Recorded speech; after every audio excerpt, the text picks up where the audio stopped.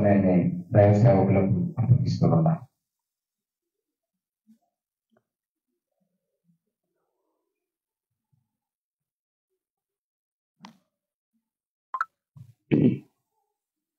ముందుగా మన పరమ తండ్రి అయిన దేవాతి దేవునికి నా యొక్క స్తుతులు స్తోత్రములు చెల్లిస్తూ ఈ సమయంలో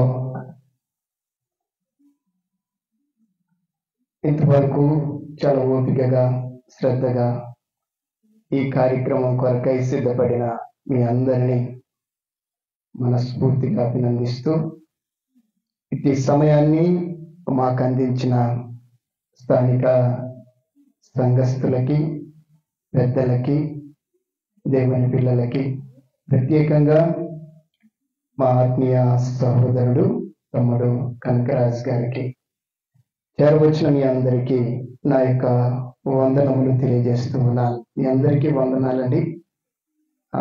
అందరూ బాగున్నారా? మీరు బాగున్నారా అని నేను అనడానికి గల కారణం ఏంటంటే, మాకు ఈ ఊరితో బంధుత్వం ఉంది కాబట్టి బాగున్నారా అని అడగాల్సి వచ్చింది. మీరందరూ బాగున్నారు, కానీ మీరందరూ చాలా మంది ఈరోజు పనికి వెళ్ళి వచ్చారు, కష్టపడి ఉంటారు. కష్టం అంటే ఏంటో నాకు బాగా తెలిసిన వాడిని. పనిచేసి వచ్చిన తర్వాత స్నానం చేస్తుందనే కొంచెం తిని పడుకుంటే మళ్ళా రేపు పనికి పోవాలి కదా. ఈ రొటీన్ జీవితం అండి. అయినప్పటికీ మీరు శ్రద్ధగా వింటారని నేను నమ్ముతూ ఉన్నాను. మిమ్మల్ని ఎక్కువ విసిగించను. నాకు అనుకున్న టయానికంటే ముందుగానే నేను మాటలు ముగించడానికి ఇష్టపడతాను. పెద్ద వచనాలు, వాక్యాలు, మరిన్ని విశేషమైనవి నేను చెప్పడానికి సాహసం చేయలేను. ఎందుకంటే నేను చాలా వరకు నేర్చుకుంటూ దైవికమైన విధానాల్లో కొనసాగుతున్న వాడిని గనుక నా మాటలు మీరు ఒక్కింత మనసు పెట్టి అంగీకరించగలిగితే ఆశీర్వదించబడతాను.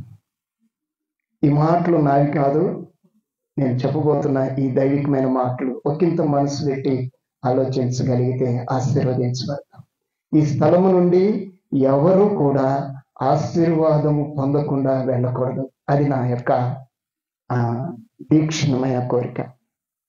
ఇందులోకి వెళ్లే ముందుగా మీ అందరికీ ఒక చక్కటి సమాచారాన్ని, ఒక చక్కటి విషయాన్ని మీ ముందు ఉంచడానికి ఇష్టపడుతున్నాను. మీలో ఎంతమందికి వరల్డ్ బైబుల్ స్కూల్ అనేది తెలుసు? విశ్వ బైబుల్ పాఠశాల అనేది మీలో ఎంతమందికి తెలుసు? తెలిసిన వాళ్ళు ఎవరైనా ఉన్నారా? విశ్వ బైబుల్ పాఠశాల అనేది తెలిసిన వాళ్ళు ఎవరైనా ఉన్నారా? సరే, విన్న వాళ్ళు ఎవరైనా ఉన్నారా? వరల్డ్ బైబుల్ స్కూల్ అనేది ఎవరన్నా విన్నారా? వినలేదా? మర్చిపోయినా. ఇక్కడ లాస్ట్ టైం నేను వచ్చినప్పుడు కొంతమంది ఇక్కడ ఎన్రోల్ అయ్యారు. మరి ఎందుకు వినలేదంటున్నారు? లాస్ట్ టైం ఇక్కడికి వచ్చినప్పుడు కొంతమంది ఈ పుస్తకాలని, ఇదిగో ఈ పుస్తకాలని మీరు తీసుకున్నారు. ఎంతమంది తీసుకున్నారో మీ ఎన్రోల్ అని నేను రికార్డ్ చేశాను. ఇంకొక విషయాన్ని మీకు నేను చెప్పడానికి ఇష్టపడుతున్నాను. ఈ వరల్డ్ బైబుల్ స్కూల్ కార్యక్రమము మనల్ని ఒకంత ఉన్నతమైన ఆధ్యాత్మిక స్థితిలోనికి నడిపించటానికి ఎంతో ఉన్నతంగా మనకు ఉపయోగపడుతుంది. ఇది ఇంటి దగ్గర ఉండి ఎవరైనా చదువుకున్న వాళ్ళు చేయగలిగితే, వీటి కోర్సు మేము ఖచ్చితంగా మీరు అడ్రస్ కరెక్ట్గా రాస్తే మీ ఇంటికే ఈ కోర్సు పంపిస్తాం. ఈ కోర్సు పంపించటం వల్ల మీకేంటి ఉపయోగము అని మీరు అడగొచ్చును. మీలో ఎవరికైనా కొరియన్ బైబిల్ గురించి తెలుసా? బైబిల్ తెలుసు కదా? కొరియన్ బైబిల్ తెలుసా?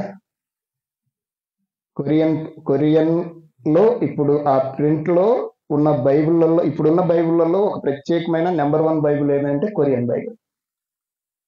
ఈ కోర్స్ పూర్తి చేసిన వారికి ఆ బైబిల్ ఉచితంగా ఇవ్వబడుతుంది. ఈ కోర్స్ పూర్తి చేసిన వారికి మేమే దగ్గర ఉండి, మేము ఎక్కడైతే కూడుకుంటామో ఆ స్థలంలో వారికి గ్రాడ్యుయేషన్ చేసి ఒకటి వరల్డ్ బైబుల్ స్కూల్ సర్టిఫికేట్ కూడా ఇవ్వడం జరుగుతుంది. కనుక మీలో ఆసక్తి కలిగిన వారు, చదువుకున్న వాళ్ళు ఎవరైనా ఉంటే ఈ కోర్సును మీరు చేయండి, ఆశీర్వదించబడతారు. చదువుకున్న పిల్లలు, ఇంగ్లీష్ వచ్చిన వాళ్ళు ఎవరైనా ఉంటే ఇదిగో ఇక్కడ మీకు QR కోడ్ కనపడుతుంది కదా, ఈ QR కోడ్ కింద మీరు ఒకసారి స్కాన్ చేస్తే అందులో మీరు ఎన్రోల్ అయిపోతారు. మీరు ఇంగ్లీష్లో కూడా తర్ఫీదు చేయొచ్చు. ఇది మీకు ఉపయోగకరం ఉంది. అంటే ఇంగ్లీష్లో కూడా మీరు చేయటానికి ఒక ఇంత వెసులుబాటు కలిగించింది ఈ పోల్ బైబుల్ స్కూల్ యొక్క కార్యక్రమం. కనుక చదువుకున్న పిల్లలు ఈ కార్యక్రమాన్ని చేయండి. ఇంగ్లీష్ వచ్చిన వారు, ఇంగ్లీష్ రాలేదు అన్నవారు, తెలుగు వాళ్ళు ఇంటి దగ్గర ఉండి ఈ కోర్సును పూర్తి చేయండి. రైట్, కార్యక్రమంలోనికి నేను నా చిన్న వర్తమానాన్ని మీకు ఇవ్వటానికి ఇష్టపడుతున్నాను. పరిశుద్ధ గ్రంథంలో ఎస్తేరు గ్రంథంలోకి మనం వెళ్దాం. ఎంతమందికి ఎస్తేరు తెలుసు? ఎస్తేరు అమ్మాయి ఎంతమందికి తెలుసు? ఏమా మన ఊర్లో ఉన్నారా ఎస్తేరమ్మలు? ఉన్నారమ్మా? మన ఊర్లో ఉన్న ఎస్తేరమ్మలు ఉన్నాయండి. బైబిల్లో ఒక ఎస్తేరమ్మ ఉంది. ఆమె గురించి మీతో మాట్లాడటానికి ఇష్టపడుతున్నాను. 2 మాటలే చెప్తాను, దాదాపు చాలా మాటలు ఉన్నాయి. దేవుని చిత్తమైతే ఇంకొకసారి వస్తే ఈమె గురించే మీతో మాట్లాడి మిమ్మల్ని ఆత్మీయంగా బలపరచడానికి నేను ప్రయత్నం చేస్తాను. ఎస్తేరు గ్రంథంలోని ఒక వాక్య భాగాన్ని మనం చదువుదాం. మీరందరూ ఎంతమందికి బైబిల్ చదవటం వచ్చు? ఇక్కడ బైబిల్ చదవగలిగిన వాళ్ళు ఎంతమంది ఉన్నారు? చేతులు ఎత్తండి. అంటే చాలా మందికి రాదా? సరే, మీరు చదివే వాళ్ళు గొప్పవాళ్ళు, వినేవాళ్ళు మరి గొప్పవాళ్ళు. రైట్, ఎస్తేరు గ్రంథం 1వ అధ్యాయం 1-4 వచనాలు చదువుదాం. ఎస్తేరు గ్రంథము 1వ అధ్యాయం 1-4 వచనాలు. ఎవరైనా గట్టిగా చదువుతారా? అహష్వేరోషు దినములలో జరిగిన చర్యల వివరములు. ఇండి దేశం మొదలుకొని కూస్తు దేశం వరకు 127 సంస్థానాలకి అహష్వేరోషు ఏలెను. ఆ కాలమందు రాజైన అహష్వేరోషు షూషను కోటలో ఉండి రాజ్య పరిపాలన చేయుచుండగా తన ఏలుబడి యందు 3వ సంవత్సరము తన అధిపతుల అందరికీ సేవకులకును విందు చేయించెను. పారసీక దేశముల యొక్కయు మాధ్య దేశముల యొక్కయు పరాక్రమశాలులను భనులను సంస్థానాధిపతులను అతని సన్నిధిలో ఉండగా అతడు తన మహిమ గల రాజ్యము యొక్క ఐశ్వర్య ప్రభావములను తన మహాతిశయ ఘనతలను అనేక దినములు అనగా 180 దినములు కనపరిచాను. చాలమా? రైట్, మిమ్మల్ని ఈ పుస్తకం అంతా చదివేయాలన్న ఆలోచన కాదు, మీకు గుర్తుండటానికి చదివించాను. ఎస్తేరు గ్రంథము మీలో ఎంతమంది చదివారో నాకు తెలియదు, కానీ ఎస్తేరు గురించి మీరందరూ వినింటారు. విన్నారమ్మా? వినని వాళ్ళు ఎవరైనా ఉన్నారా? మేము ఎస్తేరు గురించి వినలేదు అన్న వాళ్ళు ఎవరైనా ఉన్నారా? ఎవరు లేరుగా? మీ అందరికీ ఎస్తేరు తెలుసు. నాకు మాత్రం అంతగా తెలియదు, మీ అంతగా తెలియదు. నేను తెలుసుకోవడానికి ప్రయత్నం చేస్తున్నాను. నా మాటలు మీరు వినాలి. ఈ పుస్తకము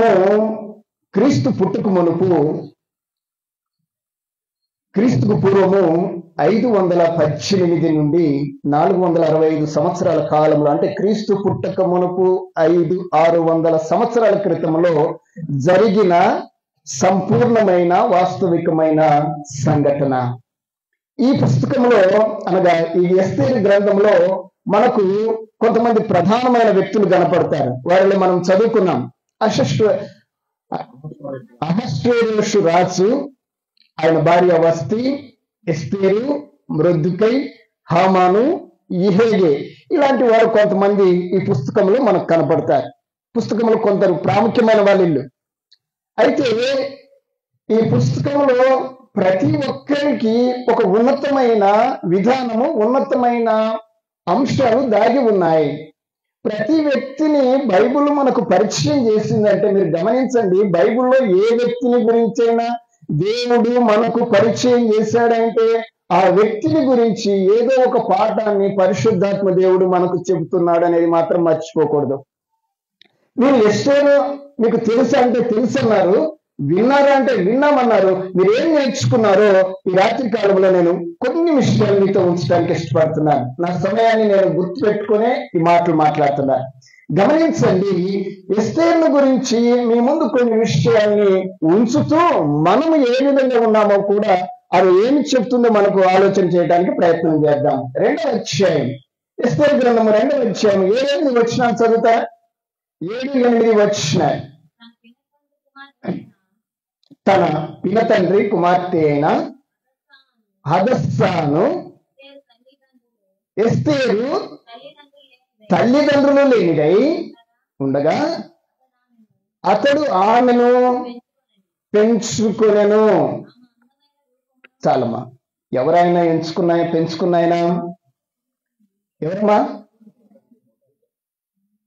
తన పినతండ్రి, బాబాయ్ అయి ఉండొచ్చు, అంతే కదా. మన భాషలో, బైబిల్ భాషలో, మన భాషలో బాబాయి, ఒక బాబాయ్ అట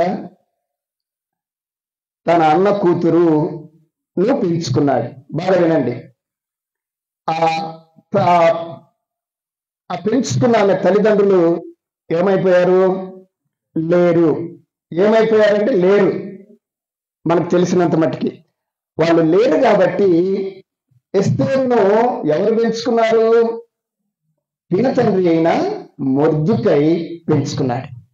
అంటే ఇక్కడ ఎస్తేరును ఏ విధంగా మొర్దుకై పెంచాడు, ఏ విధంగా ఈమె పెంచబడిన పెంపకము ఏ విధంగా ఉంది అనేది మనం ఆలోచించాలి. ఎందుకు ఈ విషయాన్ని నేను మీకు చెప్తున్నానంటే, ఎస్తేరు గ్రంథము రాయటానికి ఎస్తేరు గ్రంథములో మూలం ఏంటి అంటే, ఆనాడు యూదులు ఒక నియంతమైన లేకుంటే ఒక దుర్మార్గమైన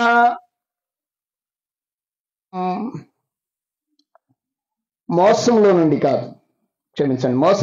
కాదు, ఒక దుర్మార్గమైన ఆలోచన ద్వారా, ఈర్ష్య ద్వారా ఆనాడు యూదులందరినీ చంపించాలని ఒక దుర్మార్గుడైన ఒక వ్యక్తి ఆలోచన చేస్తే, తన ప్రజలని ఏ విధంగా కాపాడుకోవాలనే ఒక ఉన్నతమైన ఆలోచనతో మొర్దుకై ఎస్తేరు చేసిన ఒక ఉన్నతమైన ప్రయత్నము ఈ గ్రంథం మనకు వివరిస్తుంటుంది. అంటే తన ప్రజలను వారికి కలిగి ఉన్న విపత్తు నుండి రక్షించటానికి ఒక ఉన్నతమైన ప్రయత్నము ఒక స్త్రీ చేసింది. ఆమె పేరు ఏమిటి అంటే ఎస్తేరు. ఈరోజు మనకు కూడా కుటుంబాలు ఉన్నాయి. మన కుటుంబాన్ని మనం ఏ విధంగా రక్షించుకోవాలి? మొదటి మాట మీతో నేను చెప్తున్నాను. ఎస్తేరు పెంచబడింది. ఎట్లా పెంచబడిందమ్మా? ఎవరి దగ్గర పెంచబడింది? తన పినతండ్రి దగ్గర పెంచబడింది. బైబిల్లో చాలా మంది పెంచబడిన వారు ఉన్నారు. బైబిల్లో చాలా మంది పెంచబడ్డారు. ఏ విధంగా పెంచబడుతున్నారు? ఏ విధంగా వారు పెంచబడ్డారు? ఈరోజు మనము ఏ కోణంలో, ఏ మూలముగా, ఏ క్రమంలో పెంచబడుతున్నామో కూడా మనం పరిశీలన చేసుకోవాలి. ప్రతిదీ కూడా మనమల్నే ఆలోచన చేయాలి. ఎస్తేరు చూడకూడదు. మనం ఎస్తేరు పెంచబడింది. మనం ఏ విధంగా ఉన్నాం? మోషే ఉన్నాడు. మోషే యాకెబెదు అమ్రానుల యొక్క కుమారుడు. ఆయన నిర్గమకాండము 1:9-10 వచనాలు చదవండి. నిర్గమకాండము 1:9-10 వచనాలు. మోషే యొక్క విధానం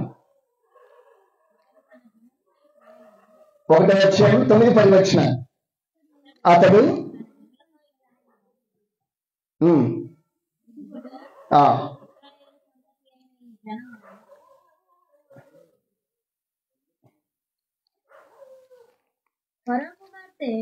రెండు 9-10 అనుకుంటా. చూడండి అమ్మా దయచేసి.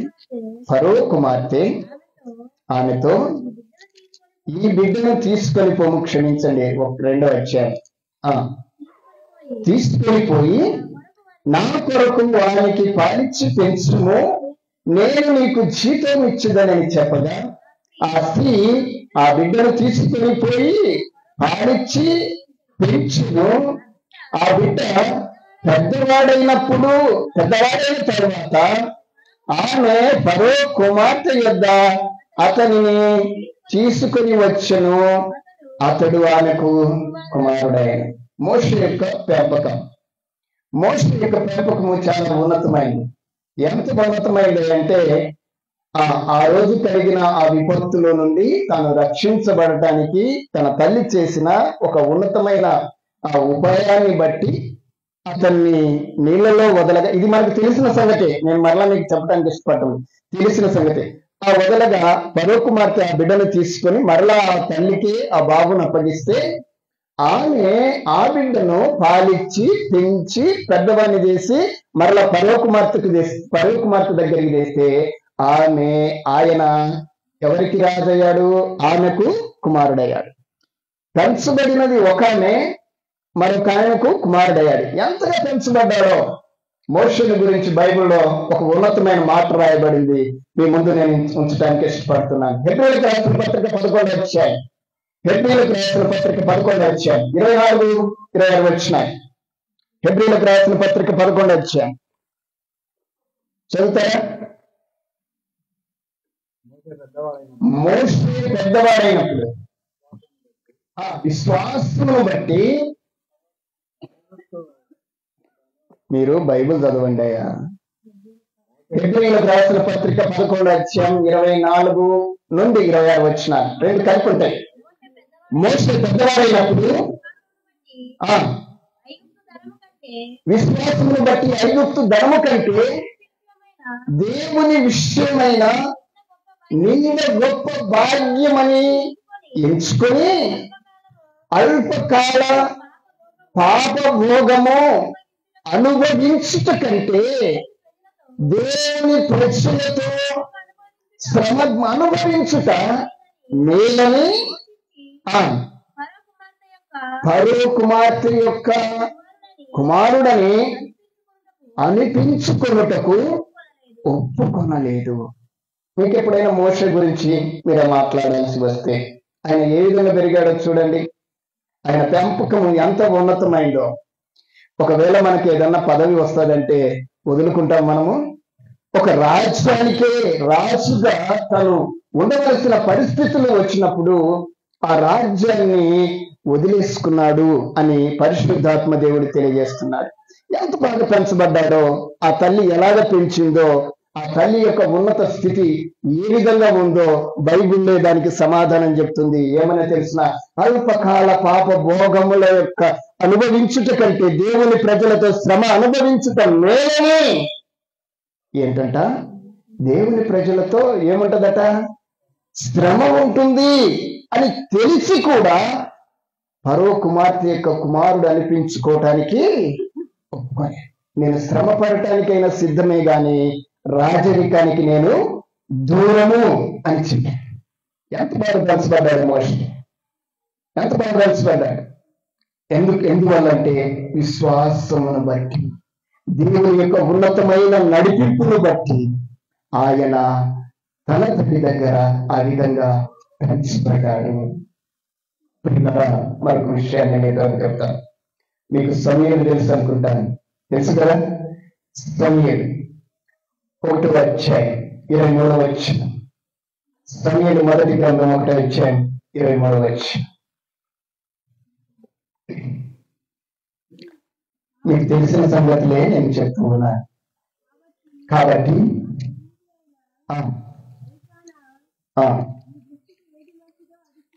అది చేయము.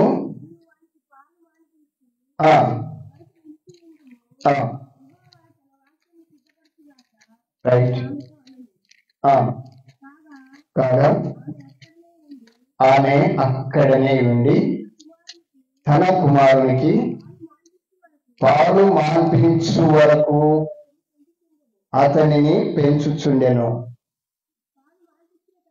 పాలు మాన్పించిన తర్వాత అతడు ఇంకా చిన్నవాడై ఉండగా ఆమె ఆ బాలుని ఎత్తుకొని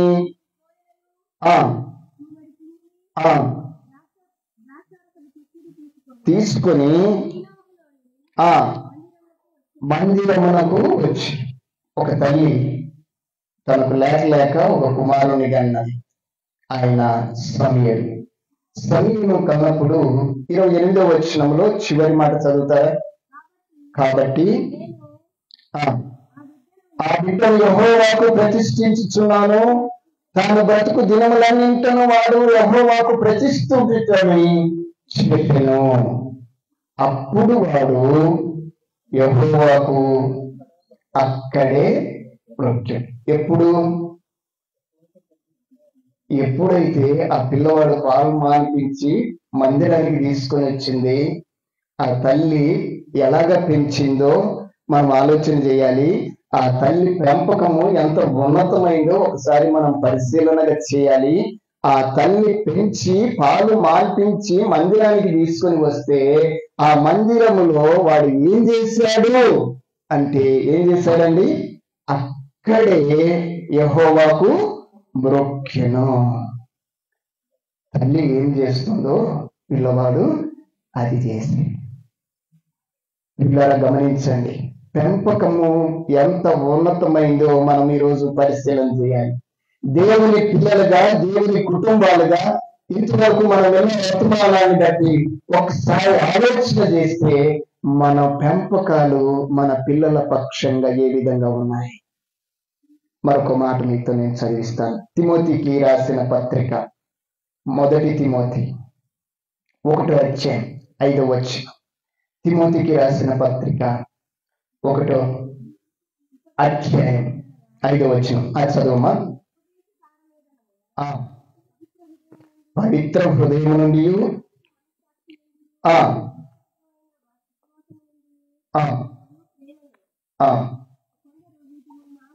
కొందరు వీటిని మానుకొని తొలగిపోయి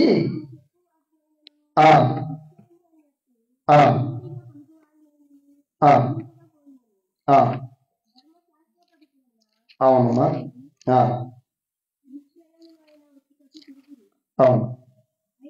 అయినను శ్రీమంతుడగు దేవుడు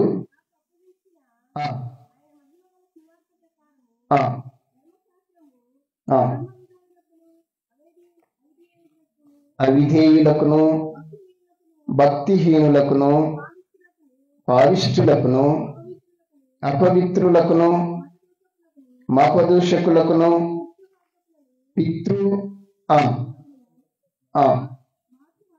మాతృహంతకులకును నరహంతకులకును వ్యభిచారకులకును పురుష సంయోగులకును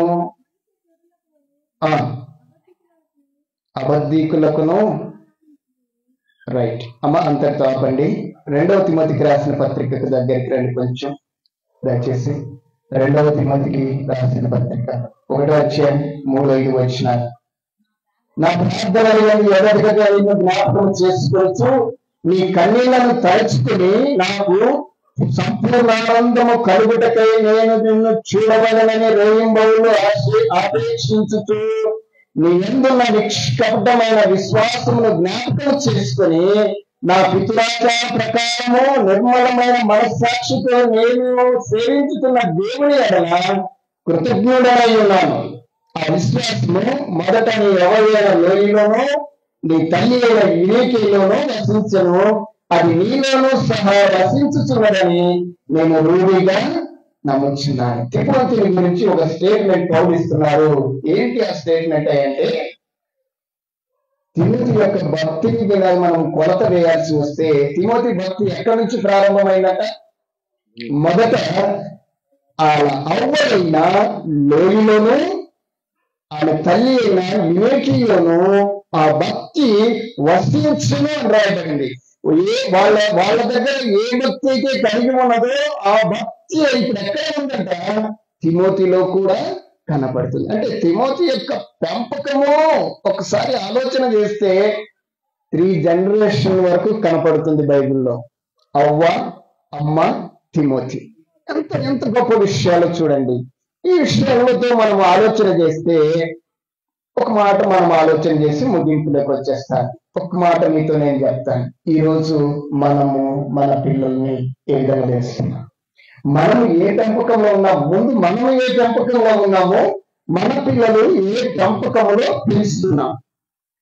ఫైనల్ గా ఈ విషయాన్ని మనం అందరం పరిశీలన చేద్దాం.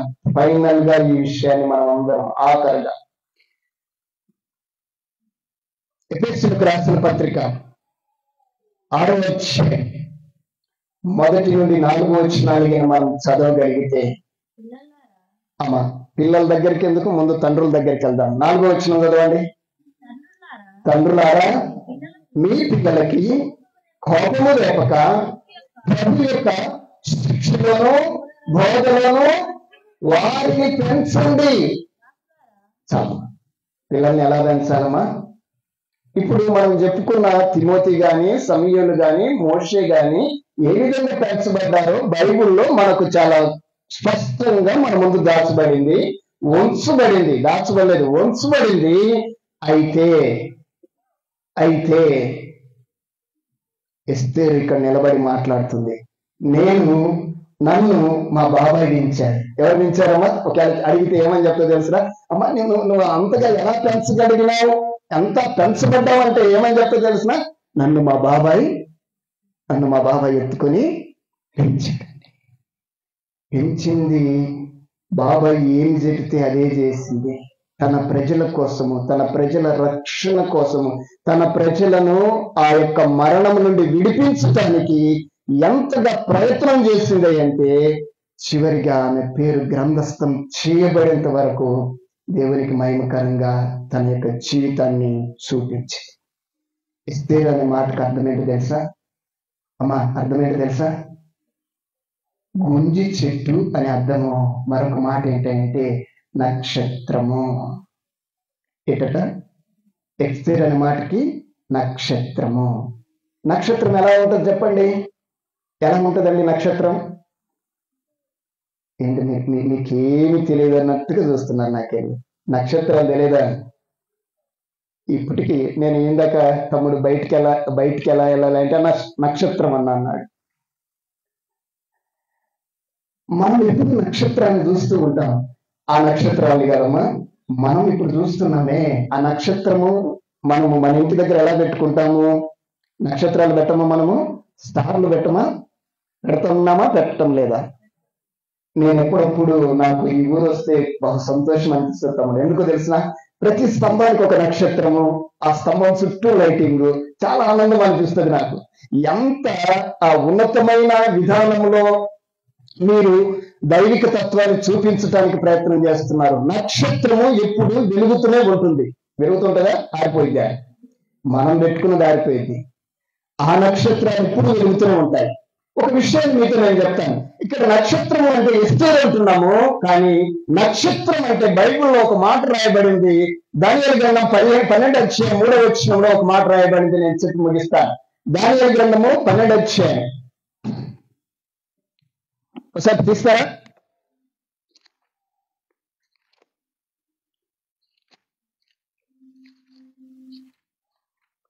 త్వరగా చేయాలి, నా సమయము ముగిస్తాను. బుద్ధిమంతులైతే ఆకాశ మండలంలోని జ్యోతులను పోలిన వారై ప్రకాశించెదరు. నీతి మార్గమును అనుసరించి నడుచుకున్నట్లు ఎవరు అనేకులను త్రిపుదురో వారు నక్షత్రముల వలె నిరంతరము ప్రకాశిస్తారు. జాగ్రత్తగా వినండి. ఈరోజు ఎస్తేరు నక్షత్రము అనే పేరు బిరుదు పొందితే, ఈరోజు పరమందున్న దేవుడు నీతో నాతో అంటున్నాడు, ఆ నక్షత్రాలు మనమే. దేవుని యొక్క చిత్తములో, దైవికమైన విధానాల్లో, అంధకార సంబంధమైన విధానాల నుండి దూరమైపోయి దైవికమైన విధానాల్లోకి మనం వచ్చి మనము ఎలాగ ప్రకాశిస్తున్నామా? ప్రకాశించకుండా ఆరిపోయామా? నక్షత్రం ఎప్పుడు వెలుగుతూనే ఉండాలి. వెలుగుతుండామా? ఆరిపోవాలమ్మా? వెలిగితే బాగుంటుందా? ఆరిపోతే బాగుంటుందా? ఇప్పుడు మనము వెలుగుతూ ఉంటే బాగుంటామా? ఆరిపోతే బాగుంటామా? వెలుగుతూ ఉంటేనే బ్రతుకుతాం, ఆరిపోతే పోతాం. దయచేసి గమనించండి. మనము వెలుగుతూ ఉండాలి అంటే ఏం చేయాలంటే, ఎవరైతే నీతి మార్గమును అనుసరించి అనేకులను త్రిప్పుతారో వారు నిరంతరము ప్రకాశిస్తూ ఉంటారు. ప్రియులారా, మీరు అలాంటి ప్రకాశమానం పొందాలి అంటే మీ పెంపకము ఎలా ఉంది? మీ పిల్లల పెంపకము ఏ విధంగా ఉంది? ఇక్కడ అంటున్నాడు, మీరు మీ పిల్లలని ప్రభు యొక్క శిక్షలోను బోధలో పెంచండి. ఎలా పెంచుతున్నాం మన పిల్లల్ని? మన పిల్లల యొక్క పరిస్థితి ఏ విధంగా ఉంది? ఈరోజు అనేకమైన విషయాలు విస్తరించి మాట్లాడటానికి సమయం లేదు, కానీ ఒక చిన్న మాట మీతో నేను చెప్తాను. దయచేసి గమనించండి. మీ పిల్లలను పెంచే పరిస్థితులను మీరు గిన చేజారితే తర్వాత వారి మాట మీ మాట వారు వింటారా? వినరు. ఈరోజు చాలా మంది పిల్లలు అంటున్నారు తల్లిదండ్రులకు వచ్చి, నీకేం తెలుసు డాడీ కదా, నీకేం తెలుసమ్మా అంటున్నారు. ఎంత బాధ అనిపిస్తుంది అంటే, కని పెంచి పెద్ద చేసి వాడిని చదివించి వానికి కావలసినన్ని ఇచ్చి వాడిని ఏ కొరత లేకుండా చూస్తే ఈరోజు వాడు వచ్చి నీకేం తెలుసు అంటాడు. ఎవరిని పట్టుకొని? తల్లిదండ్రులను పట్టుకొని. నాకు అప్పుడప్పుడు కొంచెం బాధ అనిపిస్తుంది అండి పిల్లల విషయంలో. మన పిల్లల విషయంలో బాధ అనిపిస్తుంది. ఎందుకు చెప్పమంటారా? ఈరోజు తల్లిదండ్రులు బాధపడుతున్నారు అంటే ఒకే ఒక విషయం. ఏ విషయం చెప్పండి? ఏ విషయంలో బాధపడతారు? నేను పెంచాను కానీ నాయన అంత అన్నం పెట్టడం లేదయ్యా. ఏం పెట్టడంలా? ఇంకొక మాట చెప్పమంటారా? నేను పెంచానయ్యా, నా పాలిచ్చి పెంచానయ్యా, అమ్మా అని పిలవడయ్యా, నాన్న అని పిలవడయ్యా. ఎలా పెంచుతున్నాం మన పిల్లల్ని? ఎందుకు పెంచుతున్నాం మన పిల్లల్ని? అసలు మనకు ఆ విధానం తెలుసా తెలియదా? దైవికమైన పరిస్థితుల మధ్య మన పిల్లల్ని పెంచాలనే ఆలోచన మనం ఎప్పుడైనా ఆలోచించామా? ఈ దినమందు దేవుడు మీతో మాట్లాడుతున్నారు. ఎస్తేరు ఒక విధంగా పెంచబడింది, దైవిక విధానాల మధ్య పెంచబడింది, తన ప్రజలను మరణము నుండి రక్షించుకుంది. ఈ రోజు మనము ఒక దైవికమైన విధానాల మధ్య పెరగకపోతే, ఒక దైవికమైన వాతావరణంలో మనము పెంచలేకపోతే, మనము ఒకానొక రోజు ఏముండదండి. ఏమన్నా ఉంటుందంటారా? ఏమన్నా ఉంటుందమ్మా? సరైన విధానంగా పెంచకపోతే ఫలితం ఉంటుందా? నీకు చాలా విషయాలు నేను చెప్తాను. నాకు ఒక అన్న తెలుసు, అమ్మను నాన్నను ఎప్పుడు కొడుతుంటాడు. ఏం చేస్తాడు? కొడుతుంటాడు. ఎందుకు కొడుతున్నావురా అని నేను అడిగితే వాడు ఏం చెప్తాడు తెలిసిన? ఎన్నిసార్లు అన్నా, 1వ తారీఖు వచ్చింది కదా, పెన్షన్ చేస్తుంది కదా, డబ్బులు ఎవరికి ఇవ్వాలమ్మా? ఈరోజు తల్లిదండ్రులు మీరు అలా ఉన్నారు. ఈరోజు అదే చేస్తున్నారు. ఎందుకురా? నాకు తాగటానికి ఇవ్వాలమ్మా, తాగకపోతే నేను బ్రతకను. ఏ విధంగా పెంచుతున్నాం ఈరోజు పిల్లల్ని? ఈరోజు దైవికమైన పరిస్థితుల కోసం సంఘము, సేవకుడు, మందిరము, ఈ పరిచర్య ఇంత విస్తృతంగా కొనసాగించబడుతుంటే మనము ఏ విధానంలో పెంచబడుతున్నామో ఆలోచన చేయండి. ఈ విధంగా మనము పెంచబడాలో ఆలోచన చేయండి. ఆ రోజు ఎస్తే పెంచబడింది, తన ప్రజలను రక్షించుకుంది. ఈ రోజు నువ్వు దైవికమైన విధానాల్లో పెంచబడ్డావా? నువ్వు నీ కుటుంబం రక్షించబడుతుంది. నువ్వు గ్రామమంతా రక్షించాల్సిన అవసరం లేదు. ఫస్ట్ ఆఫ్ ఆల్ నువ్వు నీ కుటుంబం రక్షించబడితే అది దేవునికి మహిమ, నీకు నీ కుటుంబానికి ఆశీర్వాదం, సంఘానికి దీవెనకరం, నీ సేవకునికి ఆనందం. అట్టి ఆనందాన్ని మనం అందరూ కలిగి తీసుకుని రావాలి. అట్టి పెంపకంలో మనం పెంచబడాలి. అది దైవికమైన పరిస్థితుల మధ్య పెంచబడితేనే మనము, మన కుటుంబాలు దీవించబడతాయి. అట్టి స్థితిలో మనం అందరూ కూడా కొనసాగించబడదాం. అట్టి పరిస్థితుల మధ్యనే మనం పెంచబడదాం. దేవుని చిత్తమైతే మరొకసారి మీతో నేను కలుసుకొని మరికొన్ని విషయాలు మీతో మాట్లాడటానికి నేను ఇష్టపడతాను. ప్రార్థన చేయండి. ప్రతి ఒక్కరూ ఆలోచన చేయండి. ఇక్కడ సంఘ పెద్దలు కానీ, తమ్ముడు కనకరాజు కానీ చాలా విషయాలు నాతో పంచుకుంటాడు ఈ గ్రామాన్ని గురించి. కనుక మీరు మీకోసము నేను ప్రతిరోజు ప్రార్థన చేస్తూ ఉంటాను. ఎందుకు చెప్పమంటారా? నేను వెళ్ళే ప్రతి స్థలంలో ఉండబడిన పిల్లలందరి కోసం ప్రార్థన చేయటం నా అలవాటు. కనుక మీరు అలాంటి దైవికమైన పరిస్థితుల మధ్య పెంచబడండి. దేవుడు మిమ్మల్ని మీ కుటుంబాన్ని ఆశీర్వదించును గాక. ఆమేన్. Thank you. సమయాన్ని ఇచ్చిన మీ అందరికి వందనాలు. చక్కగా విన్న మీకు నా మరొకసారి వందనాలు చెల్లిస్తూ, నేను పనిచేస్తున్న దేవుని సంఘముల తరపున కూడా మీకు వందనాలు చెల్లిస్తూ ఉన్నాను.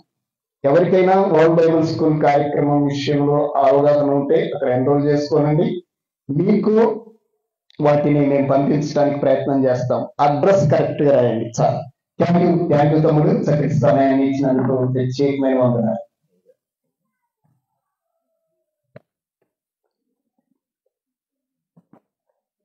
మంచి వర్తమానము, మంచి దైవ సందేశం అందించినటువంటి ప్రియులు బ్రదర్ రామచంద్ర గారికి సగం పక్షంగా ప్రభు పేరిట వందనములు తెలియపరుస్తున్నాను.